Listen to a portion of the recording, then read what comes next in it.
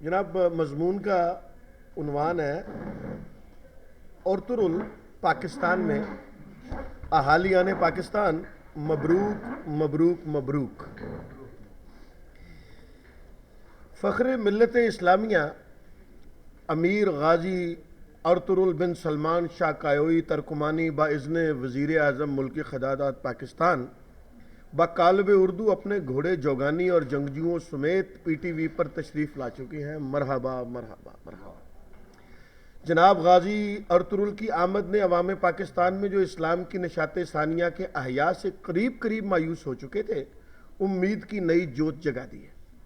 نوجوانان ملت بیضا جس مجاہد عصر کا انتظار کر رہے تھے وہ آخر خواہ ٹیلی ویژن اسکرین ہی پر صحیح آن پہنچا ہے۔ فرزندان امت مسلمہ جناب عزت مآب وزیر اعظم صاحب کے اس نعمت غیر مترقبہ کی ترسیل پر تہہ دل سے مشکور ہے۔ عوام پاکستان کی ان مسرتوں کے وفور سے البتہ کچھ مسائل بھی جنم لے رہے ہیں جن میں سب سے اہم گھوڑوں کی قلت ہے۔ جناب ارطغرل کے گھوڑے جوگانی کی ایمان افروز ہنہناہٹ پاکستانی نوجوانوں کو لے دے گئی ہے۔ جس انداز میں ارطغرل جوگانی پر بیٹھ کر اس کی باگیں کھینچتے ہیں اور وہ اپنی اگلی ٹانگوں کو ہوا میں اٹھاتے ہوئے جس انقیاد اطاعت اور ڈسپلن سے ہنہناتا ہے یہ منظر ون ویلنگ کے شیدائی بھی کمال حسرت سے دیکھ رہے ہیں۔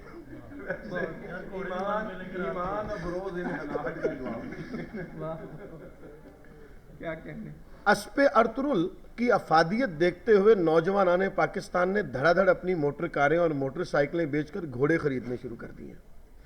گھوڑوں کی مانگ میں اس اچانک اضافے سے مارکیٹ میں گھوڑے شارٹ ہو گئے ہیں۔ نوجوانوں کا جوش لیکن بے قابو ہے، سو گھوڑوں کی خرید آن لائن بھی دھوم دھام سے جاری ہے۔ اس قلت کا حل کچھ ذہین لوگوں نے گدھے کو بطور متبادل استعمال کر کے بھی نکالنے کی کوشش کی، لیکن موصوف نے عین وقت جوش ہینک کر سارا جذبہ معاف کیجیے گا مزہ کرکرا کر دیا۔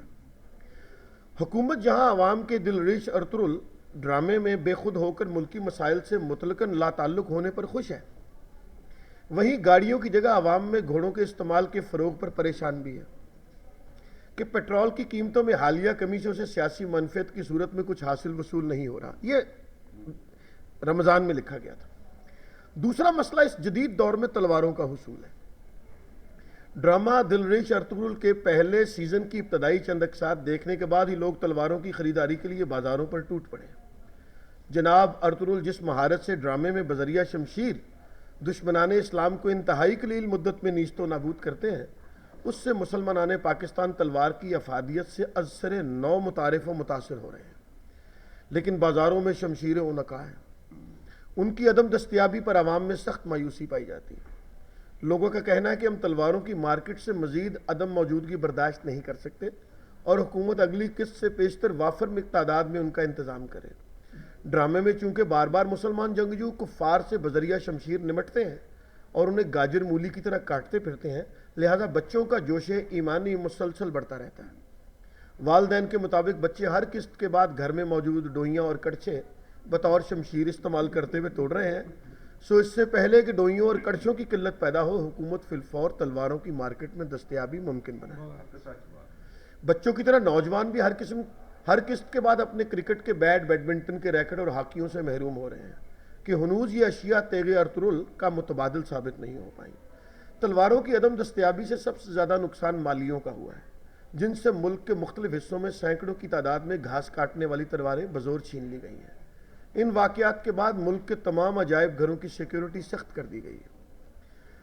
وہ بچے جو کبھی پی ایس ایل کے آغاز پر ماں باپ سے لاہور قلندر، اسلام آباد یونائیٹڈ، کراچی کنگز اور دیگر ٹیموں کی کٹ مانگا کرتے تھے، دل ریش ارطغرل کے نشر ہوتے ہی اب زرہ اور ڈھالوں کا تقاضا کر رہے ہیں۔ والدین نے حکومت سے مطالبہ کیا ہے کہ وہ طفلان ملت کی خواہش کا احترام کرتے ہوئے جلد ہی چمڑے کی زرہوں اور چوبی ڈھالوں کا بندوبست کرے۔ والدین نے زرہوں، تلواروں اور ڈھالوں کے ساتھ ساتھ حکومت سے پلاسٹک کے کافر بھی فراہم کرنے کا مطالبہ کیا ہے۔ ان کے مطابق بچے گھر کے ڈیکوریشن پیسوں سمیت دیگر اشیاء کو کفار سمجھ کر تہہ تیغ کر رہے ہیں، جبکہ ڈیکوریشن پیسوں کی انسانی سروں سے نامشابہت سے بیزار بچے لان میں اگے پھولوں کو کفار کے سروں کی تیار فصل سمجھ کر ڈالی ڈالی کا سر قلم کر رہے ہیں۔ عوامی دباؤ پر حکومت ان اشیاء کی فراہمی پر سنجیدگی سے غور کر رہی ہے۔ اپوزیشن نے بھی گھوڑوں، تلواروں، زرہوں، ڈھالوں اور پلاسٹک کے کافروں کی قلت پر حکومت کو آڑے ہاتھوں لیا ہے۔ قاعدے حزب اختلاف کے مطابق حکومت ان اشیاء کی مصنوعی قلت پیدا کر کے ان کے دام بڑھانا چاہتی ہے، کیونکہ گھوڑوں کے زیادہ تر تاجر اور تلواروں، زرہوں اور ڈھالوں اور پلاسٹک کے کفار بنانے کی فیکٹریوں کے بیشتر مالکان کا تعلق حکمران جماعت سے ہے۔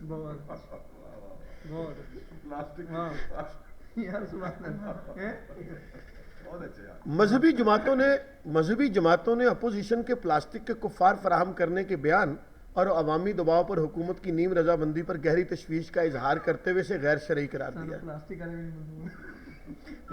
قرار دیا ہے۔ ان کے مطابق پاکستان سمیت دنیا بھر میں حقیقی کفار کی وافر مقدار میں تعداد میں موجودگی پر پلاسٹک کے مصنوعی کافر فراہم کرنا نہ صرف وسائل کا ضیاع ہے بلکہ جہاد کے خلاف منظم سازش بھی ہے۔ اس سلسلے میں متحدہ علماء کونسل نے بعد از نماز جمعہ ملک گیر مظاہروں کا اعلان بھی کیا ہے۔ دلریش ارطغرل کی مقبولیت نے عوام کی عمومی پسندیدگی پر بھی خوشگوار اثرات مرتب کیے ہیں۔ ارطغرل سروس اسٹیشن، حلیمہ سلطان بیوٹی پارلر، نور گل پان شاپ، سلمان شاہ ڈرائی کلینر اور گلدارو سی این جی اسٹیشن سے مارکیٹیں مشرف با اسلام ہو رہی ہیں۔ ملک کے سنجیدہ حل کے مقامی تہذیب ٹھیک ہے اچھا ملک کے سنجیدہ حل کے مقامی تہذیب و ثقافت کو کمال مہارت اور عمدہ منصوبہ بندی سے نظر انداز کر کے ترکی کی از خود ترک شدہ ثقافت کو متعارف کرانے پر وزیر اعظم پاکستان کے دل و جان سے قربان ہو رہے ہیں۔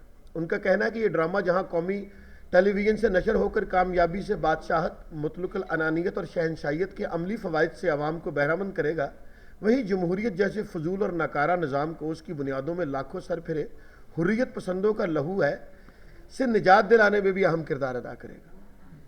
جمہوریت جیسے غیر شرعی نظام سے عوام کو بیدار کرنے کی اس حکیمانہ کاوش کو اسلامی حلقوں میں خاص طور پر سراہا جا رہا ہے۔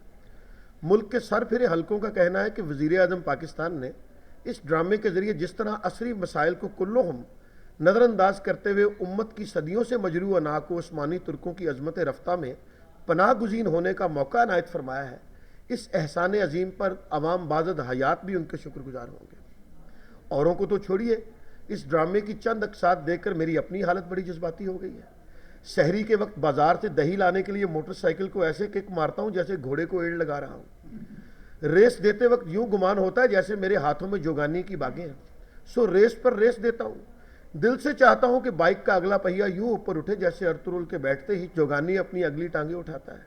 یوں لگتا ہے کہ ریس کی شدت سے سائلنسر میں سے گھوڑے کی ہنہناہٹ برآمد ہو رہی ہے۔ بائک چل رہی ہے کہ گھوڑا سرپٹ بھاگ رہا ہے، مجھے اس کا ہوش کہاں؟ میں تو بس سوگت کی زمین رونتا قلعہ چائسار سے دہی لینے جا رہا ہوں۔ دہی لیتے ہوئے اس خدشے